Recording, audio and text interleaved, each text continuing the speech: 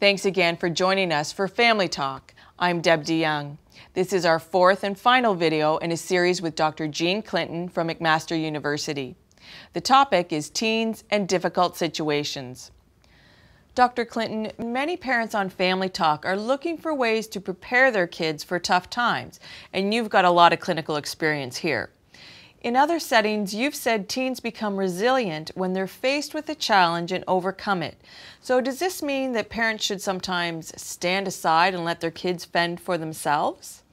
Very, very important that we do that as parents. Very, very hard for us to do that as parents. And of course, everything in moderation. You know, Aristotle had it right. So it's not, okay, off you go. See if you can cross that street in busy times. But we have a tendency now to overprotect our children. And Michael Unger has written a very, very good book, Too Safe for Their Own Good. And I think that we do have to have more opportunities for kids to learn by experiencing. We have to have more opportunities for them to take safe risks. So when I hear about communities that are banning kids on skateboards and other communities building skateboard parks, you can imagine which community I'm going to be thinking is doing a better job. So yes, if we can organize so that kids do have opportunities to take the risks, learn from them, but not dramatic, awful consequences. But it's hard for us as parents, but if we can think that that is a life-giving skill to know how to deal with things not going well, things not turning out the way you wanted them to be, is so important. So here's a past comment of yours that made me smile. In this generation, there aren't winners and losers. Instead, there are winners and participants. So what does that say about us as parents? And are we setting our kids up to have a tough time dealing with the challenges of reality? Well, I have a worry that, in fact, that we are doing that exactly. That because of, the various generational beliefs, and kids can be anything that they want to be, and, you don't hurt their feelings because feelings, and self-esteem is number one, for very good reasons, but not necessarily well-directed reasons. We look at children in a certain way, and we have a culture of parenting. So one of the cultures of parenting is, oh, honey, I don't want you to have your feelings hurt, and I don't want you to feel that you didn't win. And we're not doing our kids any favors by doing that. Kids do need to experience not doing well and having the support of how do you pull your socks up. Otherwise, they have a fixed mindset. They think, oh, well, what's the point in trying? It's not going to work. What we want is growth mindset. We want kids, when they're given a challenge, to say, man, this is hard. Is the next one going to be as hard? And if we keep telling them, oh, you're wonderful, you're fabulous, you can do anything, and oh my God, I love how you breathed in and out all day, how are they going to learn? How are they going to learn?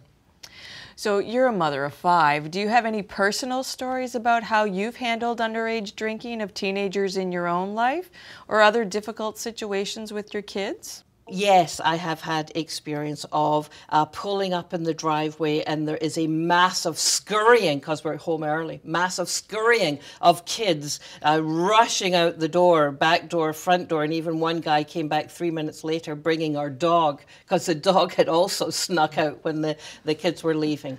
So what do I tell my kids? I tell them alcohol underage is illegal.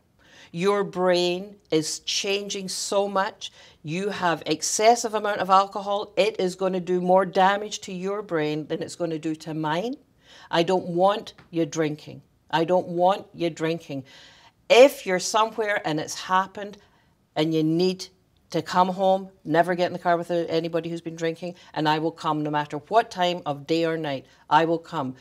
But very clear message. I don't want you doing it. It's against the law. It's going to, if you're drinking excessively, it damages your brain. It impacts your hippocampus. But I'm never going to say then, you're drunk, that's it, you didn't listen to me. I'm always going to say, relationship comes first. I'm going to pick you up, and I'll be there. In light of the current culture of parenting, what's your #1 message for the parents out there today? #1 message is relationship, relationship, relationship. That connecting with your kids, having a respectful relationship with them is going to be lifelong living learning. That if we treat our kids as we treat our best friends, we would be a better place to be. But in fact, we don't.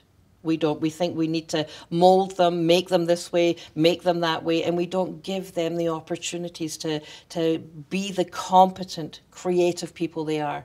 And once you have a respectful relationship, you give respect, you get respect. So connect, relationship. That's the most important thing in my work as well as my life. And what would be your main message for teens? Connect, relationships. Connect, relationships. That what they are doing now is building their brain, and that they need to find the things that turn them on, their passion, and find the support around that, and relationships. That who they choose, be wise in who they choose as friends, because they have a huge, huge influence. So again, it's all about the social brain. It's about connect. It's about relationship, and what you're doing now is building your brain, make it the best that it can be. So one last question then. Maybe we can hope that science is going to shed more light on issues 10 or 20 years from now. So what do you see as in the future for brain science? Well, I think that we'll get more detailed understanding of what different areas of the brain come online, what influences the brain at different times. So I think we'll get a deeper knowledge of that. I'm hoping that we find the equivalent of that neuron connecting in terms of relationship, in terms of the socialization, in terms of the social and emotional development. I'm hoping that, so we know all about numeracy and literacy and education, but we don't know as much about social and emotional. So it would be very good if brain science can help us when I, as a clinician, I'm talking to a family and I'm talking to a child, and I have a better understanding of, well, what is making that? What's firing that? What's that sharp, sharp signal that's making that action happen? Because what we think affects how we feel, affects how we act, right? So if we think, oh, kids these days, then we feel annoyed and we act in a particular way. But if neuroscience can help us understand more deeply the social aspect of the brain, then what we think is, oh, that's not that kid being a pain. That really is what's going on, is that connects to that, connects to that. Oh my God. So he's not doing it on purpose. He's doing it because he doesn't have the skill. He doesn't have the skill to do it. And so then we act with, oh my God, that was tough. Wow, you did it all right last time. What can we do this time? Rather than, you're in your room, you're grounded. So if neuroscience can help us learn more about that social brain, it's going to help us approach our teens, all of our relationships in a way that we've got more substance to say, this works, it's good.